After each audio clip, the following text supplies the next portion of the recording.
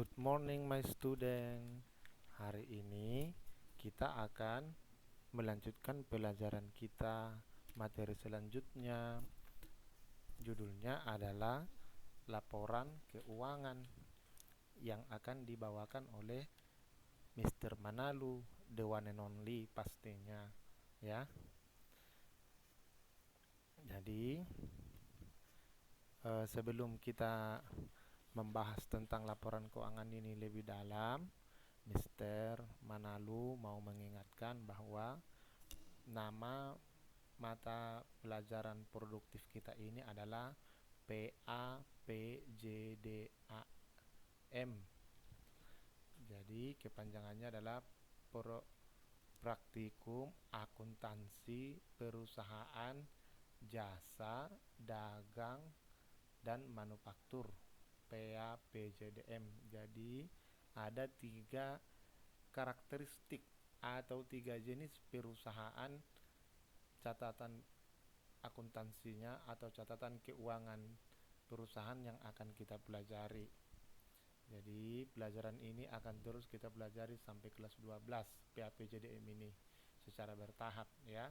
Jadi yang pertama akan kita pelajari adalah tentang laporan keuangan atau tentang catatan keuangannya perusahaan jasa. Kemarin kita sudah belajar tentang persamaan dasar akuntansi.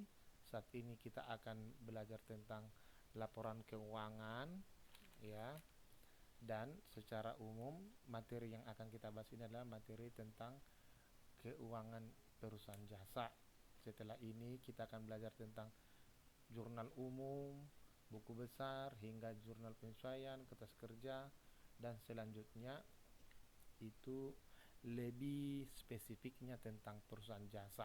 Jadi kita akan belajar tentang laporan keuangan secara umum aja dulu sekarang, ya, karena setelah ini di akhirnya nanti setelah kertas kerja kita tetap akan mempelajari laporan keuangan perusahaan jasa ini secara lebih detail, lebih jelas, ya. Bapak lanjut aja menjelaskan materi selanjutnya tentang laporan keuangan ini.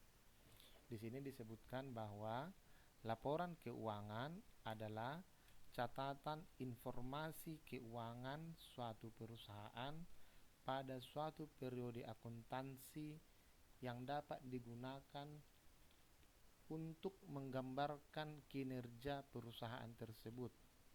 Jadi, laporan keuangan itu merupakan catatan informasi atau merupakan isi secara keseluruhan bagaimana kondisi keuangan sebuah perusahaan, ya. Jadi misalnya orang yang sudah mengerti tentang akuntansi, ketika seseorang itu melihat laporan keuangan suatu perusahaan, dia langsung mengerti itu, langsung memahami apakah perusahaan ini bagus, apakah perusahaan ini sehat, apakah perusahaan ini layak untuk dilamar, untuk melamar pekerjaan, apakah perusahaan ini layak untuk ditanamkan uang atau diinvestasi. Nah, begitu, ya.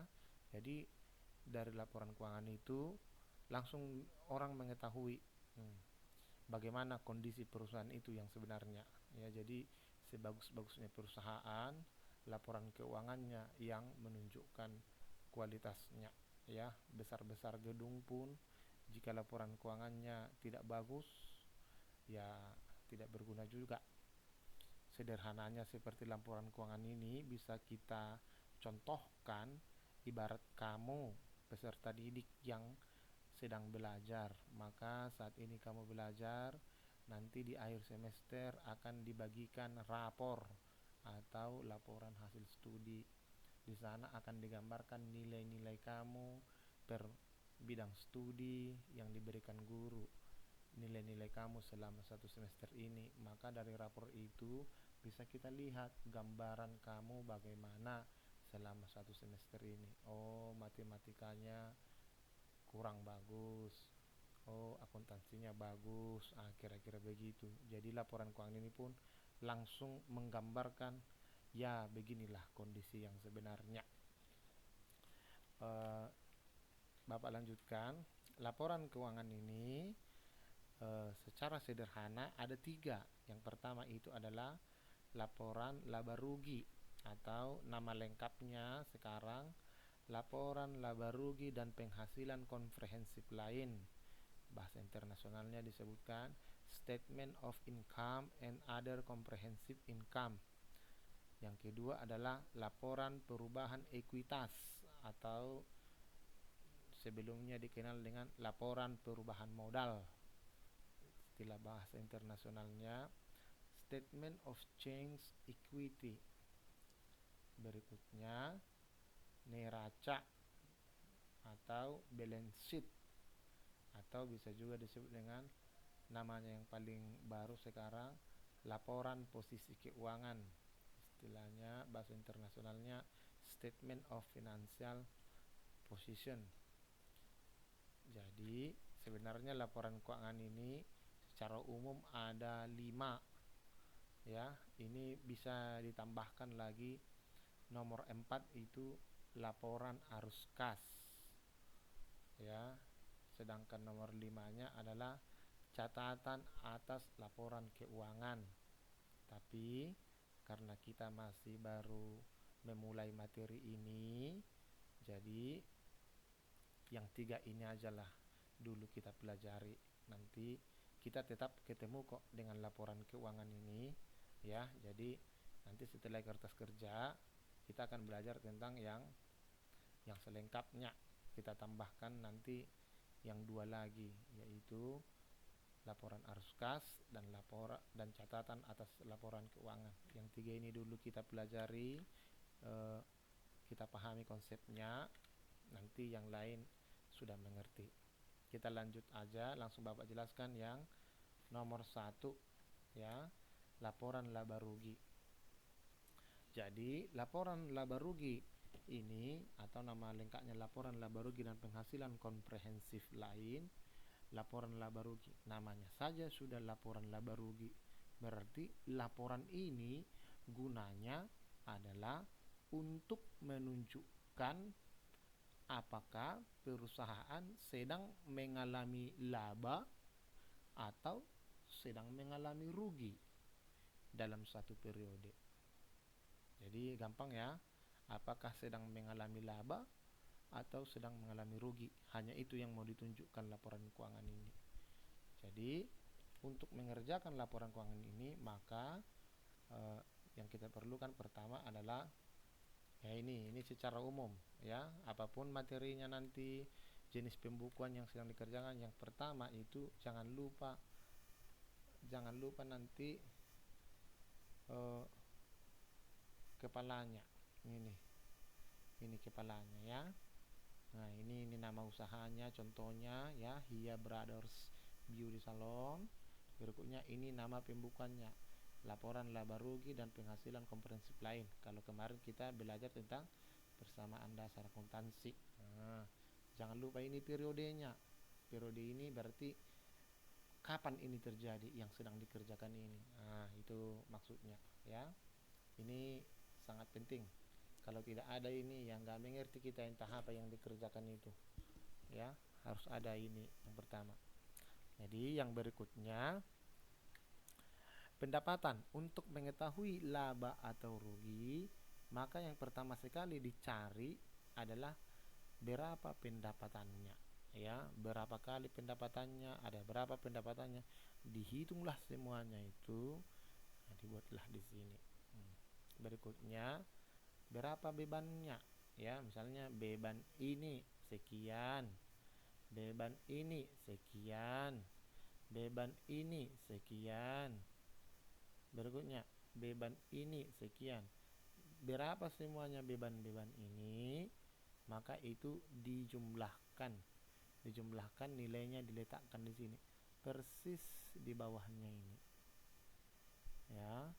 Ini semua dijumlahkan, diletakkan di sini, persis di bawahnya ini.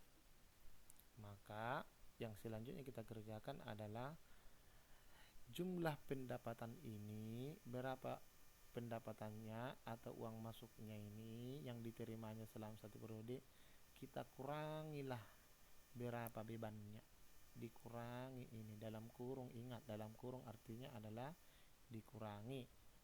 Maka setelah kita kurangi itu, maka kita ketahuilah perusahaan itu sedang mengalami laba usaha atau rugi usaha.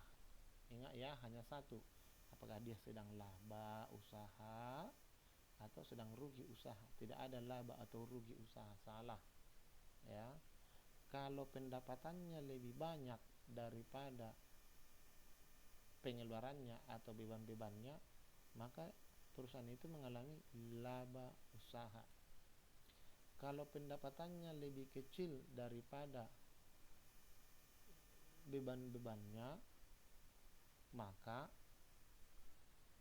dia sedang mengalami rugi usaha ya. Langsung saja kita ke contohnya. Contohnya ini adalah Hia Brothers Beauty Salon. Ini adalah contoh persamaan dasar yang sudah pernah kita kerjakan. Jadi makanya langsung ini contohnya saja, karena kamu semua sudah mengerjakannya. Ini persamaan dasar periode 2000 Februari 2020. Berikutnya ini persamaan dasarnya ya, kecil-kecil ya, masih kelihatan ya, kelihatan lah ya. Jadi kalau kurang jelas ya, kan sudah ada di catatanmu ini ya. Jadi langsung kita kerjakan laporan laba ruginya. Laporan laba ruginya yang pertama ini Hia Brothers Beauty Salon, laporan laba rugi dan penghasilan komprehensif lain periode Februari 2020. Yang pertama itu adalah pendapatannya, berapa pendapatannya ya. Dari persamaan dasar itu Hia Brothers Beauty Salon mengalami atau menerima pendapatan selama 3 kali, yaitu pada tanggal 4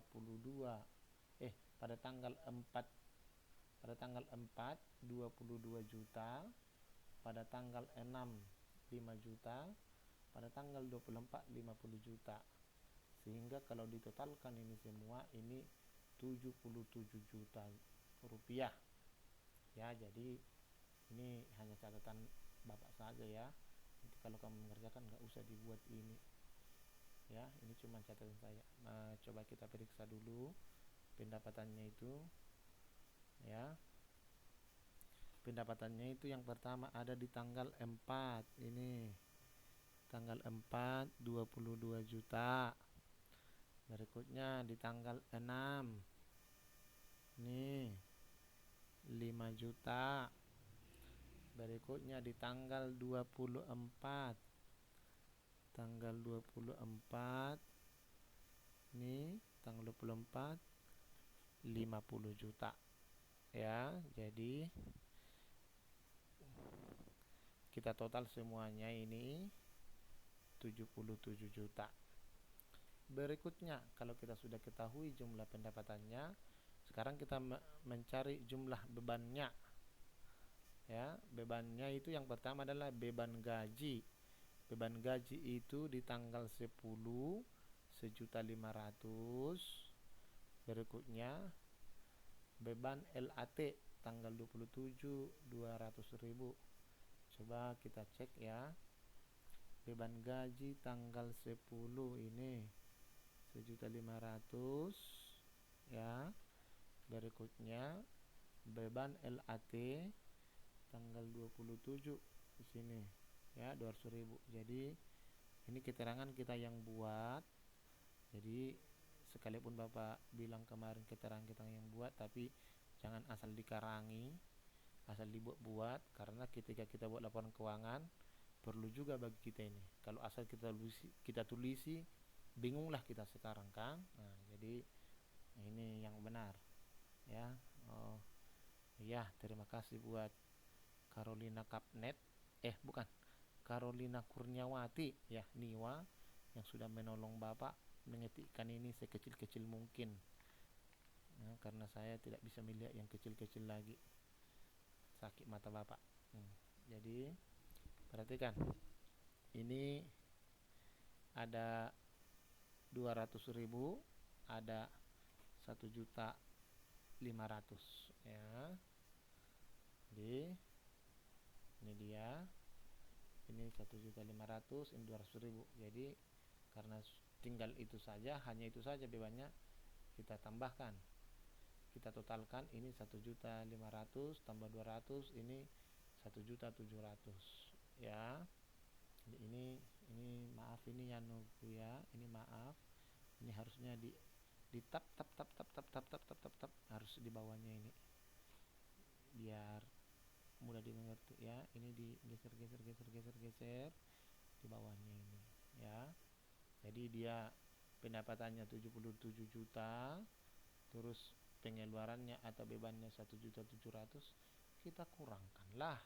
Jadi maka karena ini lebih besar daripada pengeluarannya bebannya ya, maka dia mengalami laba. 77 juta dikurangi 1.700.000 itu 75.300.000 ya. Jadi untuk mengetahui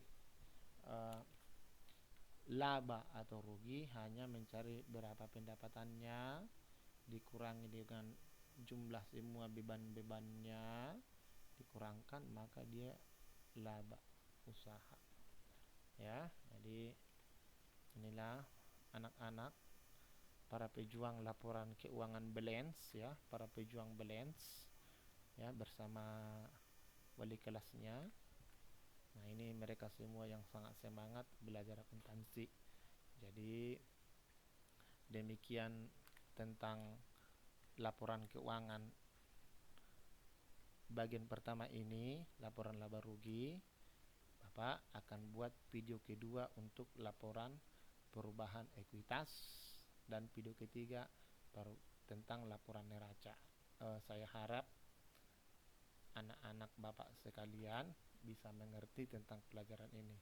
Sekian dan terima kasih.